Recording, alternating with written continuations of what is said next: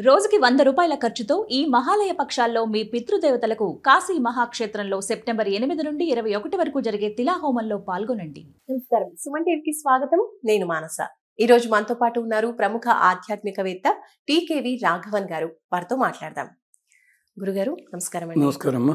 గురుగారు, ఇప్పుడు భవానీ మాలలు వేసుకునే సమయం వచ్చేసింది. చాలా మంది ఆడవాళ్ళు, మగవాళ్ళు, పిల్లలు కూడా భవానీ మాలలు వేసుకుంటూ మనకు కనిపిస్తూ ఉంటారు.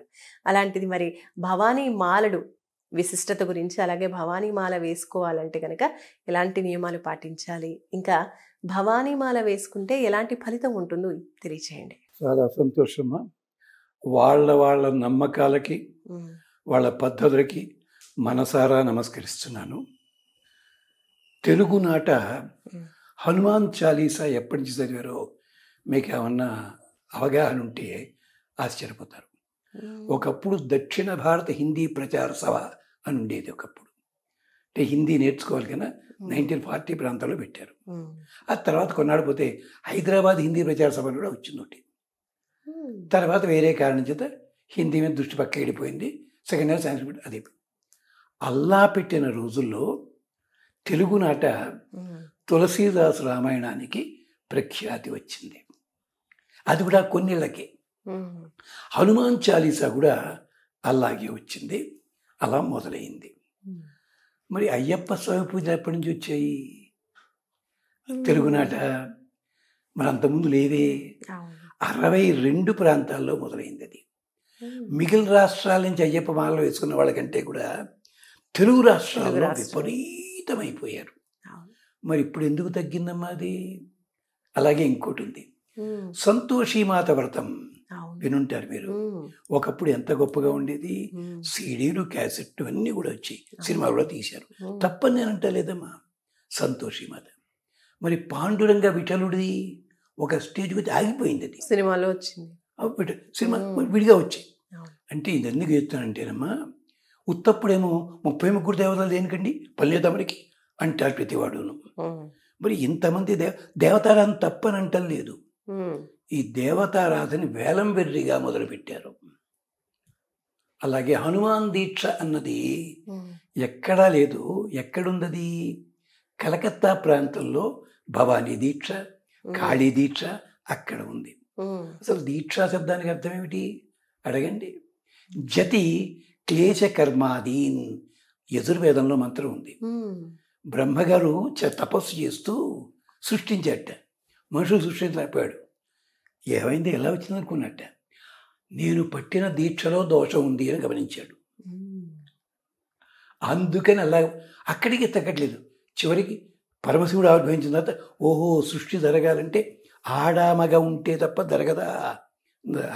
అర్ధనారీశ్వర తత్వం చూశాడు.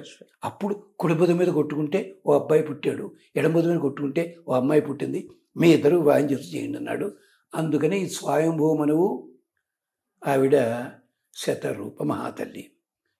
ఇలాగ దీక్ష అంటే అర్థం అది. ఇది అక్కడి నుంచి మొదలయ్యాయి. మంచిదే. భవానీ దీక్ష.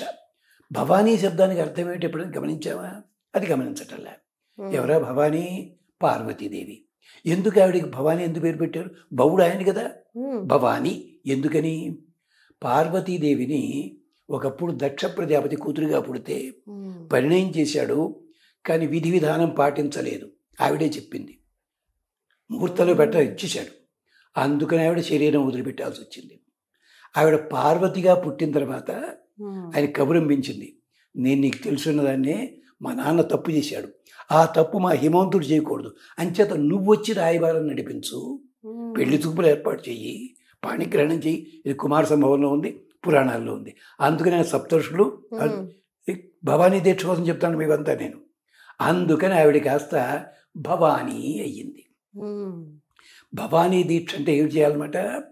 పార్వతీదేవి పాటించిన నియమాలు ఎంత కఠినమైనవో మీరు పాటించగలరా? మెడలో మాలలు వేసుకుంటున్నారు, మగాళ్ళు వేసుకుంటున్నారు, ఆడవాళ్ళు వేసుకుంటున్నారు. ఆ నియమాలు పాటించగలరా?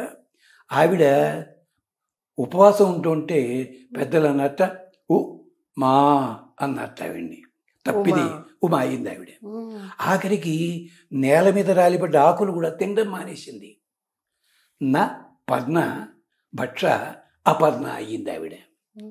అపర్ణ అని పేరు ఎందుకు వచ్చింది? అన్ని నియమాలతోటి ఉండగలిగారా? ఎవరైనా ఉంటున్నారా? లేదే. సరే, భవానీ దీక్ష మంచిదే.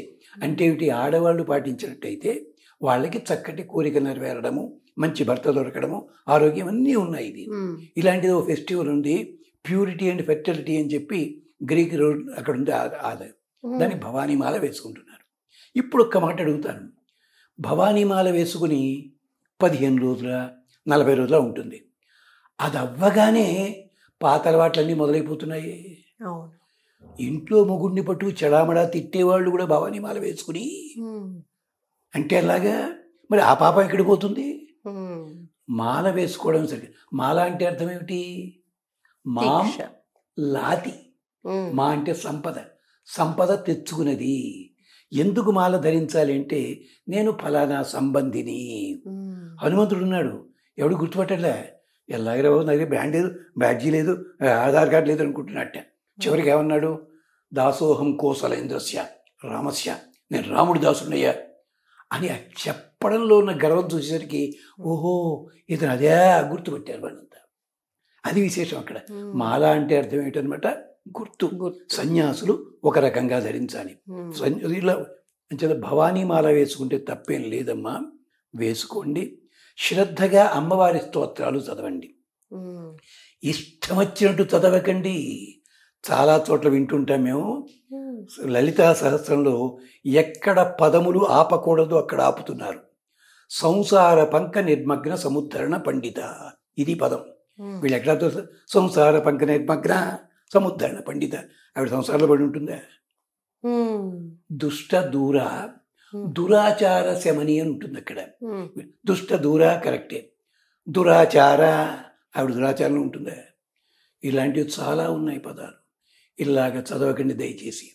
అమ్మవారి స్తోత్రాలు, ఖడ్గమాల ఇలాంటివి ఉన్నాయి. అవి ఎవరు చదవాలో వాళ్ళు చదవాలి, ఎప్పుడు చదవాలో వాళ్ళు చదవాలి. నియమాలు ఉన్నాయి. అవునండి అమ్మే కదా ఆ మాత్రం ఉంది, అమ్మ అని పిలిస్తే తప్పు లేదు, నాన్న పెళ్ళమంటే దవడ మీద కొడుతున్నారు. పద్ధతి ఉంటుంది, ఎవరిని పిలిచే పద్ధతి ఉంటుంది. ఇది అంచెల భవానీ దీక్షలో తప్పేం లేదమ్మా. శుచి శుభ్రత అలవాటు అవుతుంది. ఈ శుచి శుభ్రత సంవత్సరం కూడా తర్వాత అలవాటు చేసుకోవాలి. అంత చాలా చోట దీక్షలు చూస్తుంటాం. ఆ దీక్ష కాగానే అది తీసగడ పడి కానీ అగ్గిపెట్టిందా అంటాడు. నా దగ్గర అగ్గిపెట్టేది లైటర్ ఉంది అంటాడు బాబు. అంటే వాడంతకంటే పెద్ద అనమాట మహానుభావుడు. ఇలాగా అన్యాయం ఇది. ఇలాంటి దీక్ష, ఇలాంటి దీక్షలు వైష్ణవుల్లోనూ ఉన్నాయమ్మా, లేవంట లేదు. ఇలా పబ్లిసిటీ చేసుకునే దీక్షలు కాదవి. ఎలా ఉంటారు వాళ్ళు? యజ్ఞం కోసం కూర్చుంటారు అంతే. అది అయ్యేదాకా తిండవుడితే తినేది కూడా పద్ధతి ఉంటుంది దీనికి. ఇది భాగవతంలో వర్ణించారు, విష్ణు పురాణం చెప్పారు దీక్షలు.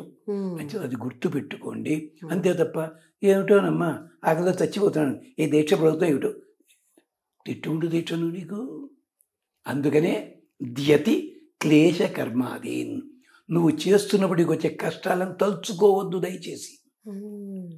అది వదిలిపెట్టి దాని పేరు దీక్ష. అది అంచేత నీ దృష్టి భగవంతుడి మీద ఉండాలి, శ్రద్ధ మీద ఉండాలి అంతే తప్ప జాగరణ చేయమన్నారు అని చెప్పి సెకండ్ షో సినిమా కెడితే ఎలాగా? ఒకప్పుడు డెక్కన్ కాలంతో దొరికేది కాదు శివరాత్రి ముందు. ఏమిటంటే ఒకే టికెట్ మీద 2 సినిమాలని అడ్వర్టైజ్మెంట్ మొత్తం అంతా ఉండేది దాంట్లో. శివరాత్రి వచ్చిందంటే దాని ముందు రోజు నీ డెక్కన్ కనుక దొరకదు. వీళ్ళంతా జాగరణ చేయడం అక్కడికి వెళ్తారు అనమాట. ఇది అన్యాయం. ఇది అలాంటి దీక్షలు నిరుపయోగము. చిత్తం శివుడి మీద, మనసు చెప్పుల మీద ఉండకూడదు అంటారు మొత్తానికి. రైట్, ధన్యవాదాలు గురుగారు, నమస్కారం. చూసారు కదండి, భవానీ దీక్షలు సమయం ప్రారంభమైంది కాబట్టి దీక్ష ఏదైనా సరే ఏ విధంగా చేయాలి, ఎలాంటి నియమాలు పాటించాలి అవన్నీ కూడా చక్కగా పాటిస్తూ దీక్ష కంప్లీట్ అయిన తర్వాత కూడా ఆ నియమాలు, ఆ మాలకి సంబంధించినటువంటి అప్పుడు పాటించినటువంటి నియమనిష్టలన్నీ కూడా జీవితంతో అలవర్చుకుంటే కనుక జీవితాంతం సంతోషంగా ఉంటారు అని గురుగారు తెలియజేస్తున్నారు. దీక్షల ప్రాముఖ్యత అది. అంటే మంచి అలవాట్లు నేర్చుకోవడం, అవి జీవితాంతం కొనసాగించడం, ఇది ముఖ్యమైన విషయం. ఇది పాటిస్తే ఏ దీక్ష చేసినా కూడా మంచి ఫలితం వస్తుంది. చూస్తూనే ఉండండి సుమన్ టీవీ. నమస్కారం.